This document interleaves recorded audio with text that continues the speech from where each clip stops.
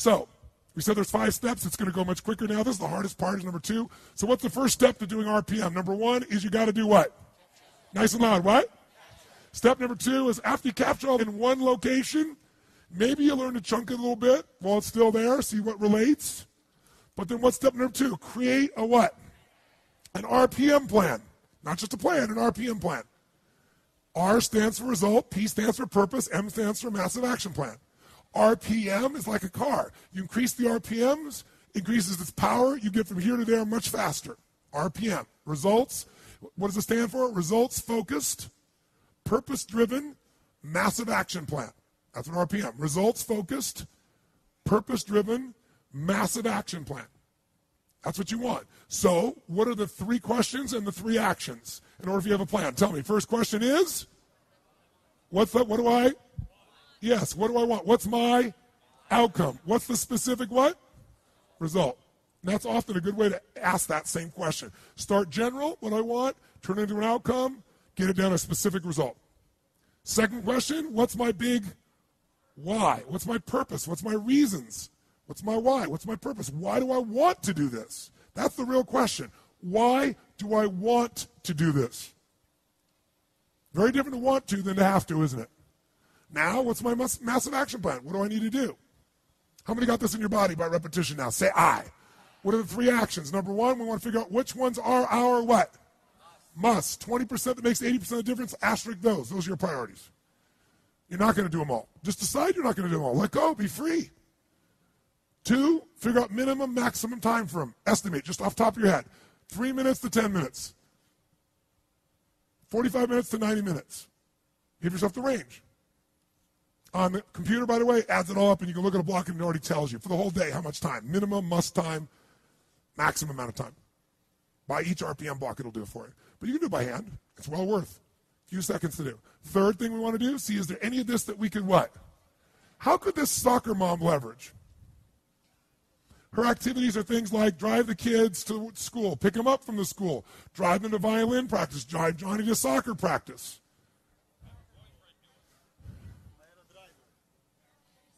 A driver.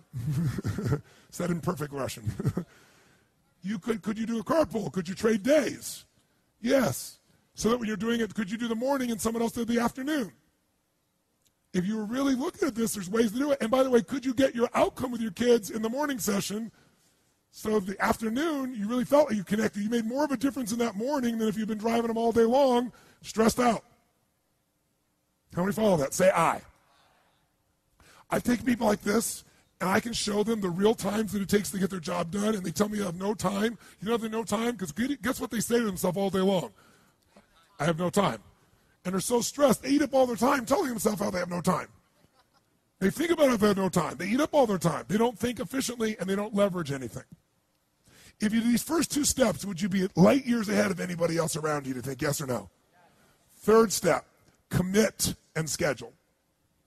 3 C's so far. Capture, create the plan, commit and schedule. Let me tell you what I mean by commit. Commit is, now that I've got these, let's say, 6 outcomes for the day. Does that make sense? 6 outcome blocks. Each one of them has an outcome, a purpose, might have 4, 5, 6 action items in it. I know the most important ones. I might look at those and go, some of the stuff is scheduled. Like I have to do this at 3 o'clock today. So you lock that in your schedule.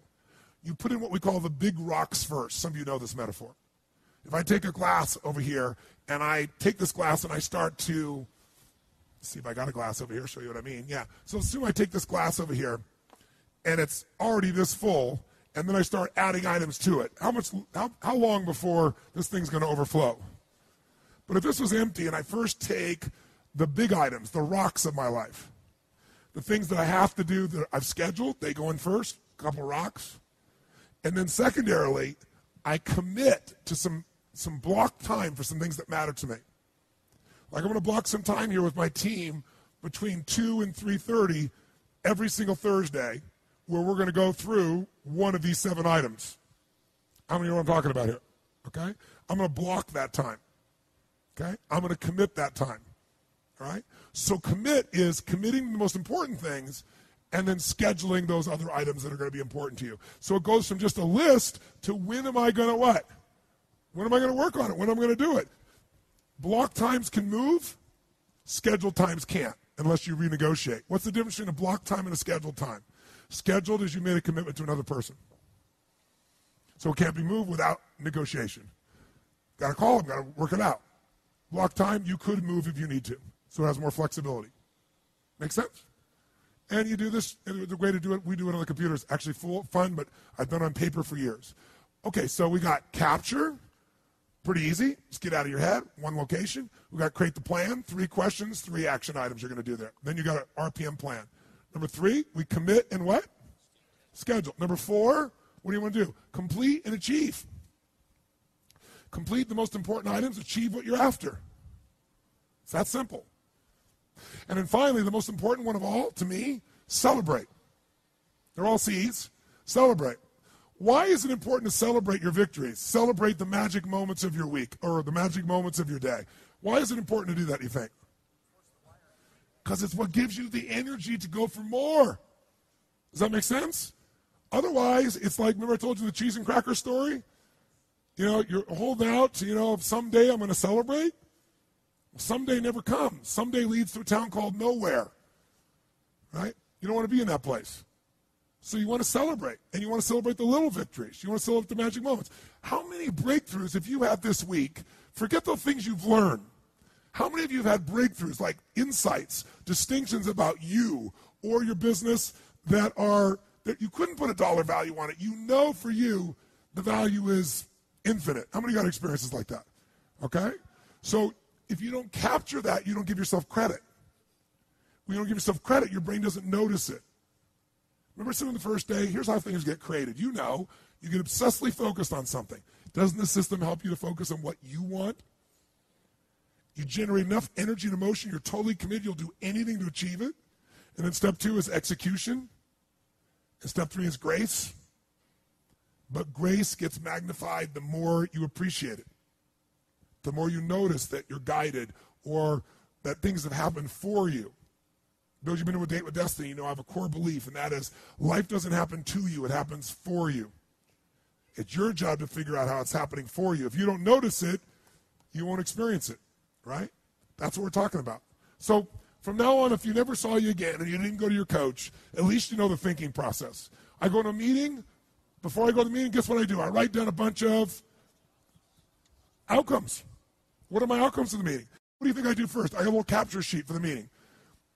All week long, something comes up, I write on that sheet. I don't write 20 emails to people in the middle of nowhere. Say, by the way, let's talk about this. I just capture it.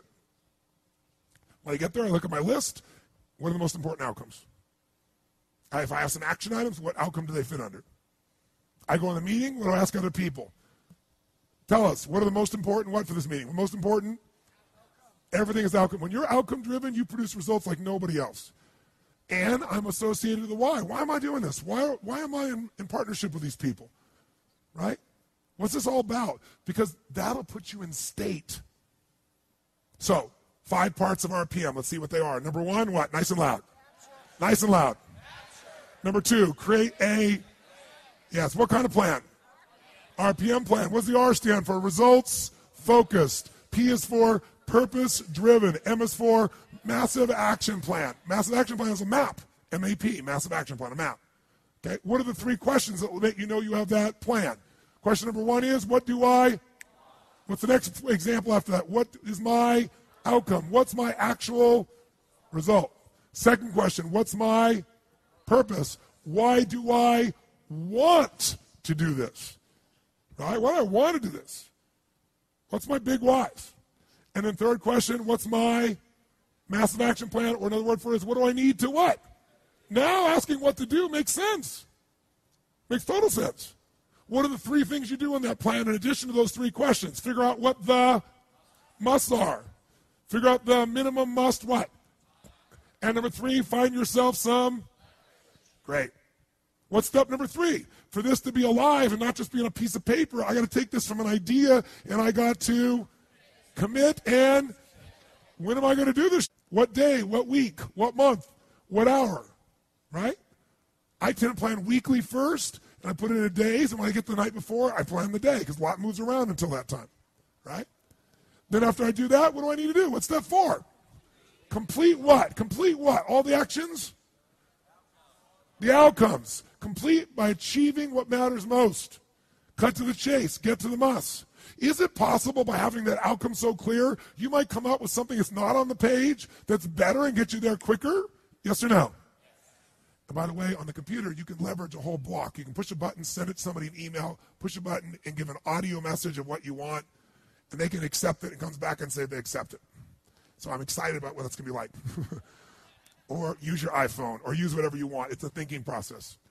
Then on the other hand, think about this. So leverage, if you leverage it, you're staying connected, you know what's going on, but also they know the outcome, they know the why. It might be useful to talk in terms of their why too. So now they're activated. Why do people do certain things and not others? Because certain things they have enough reasons to in their reasons. Other things they don't. They value something more. When people say, I didn't have time for this, what they're really saying is something else was more important to me.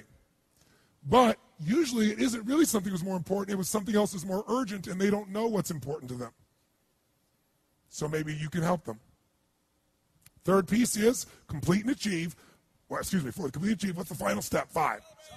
Celebrate. And the way I celebrate personally is I'm constantly making lists of magic moments and accomplishments.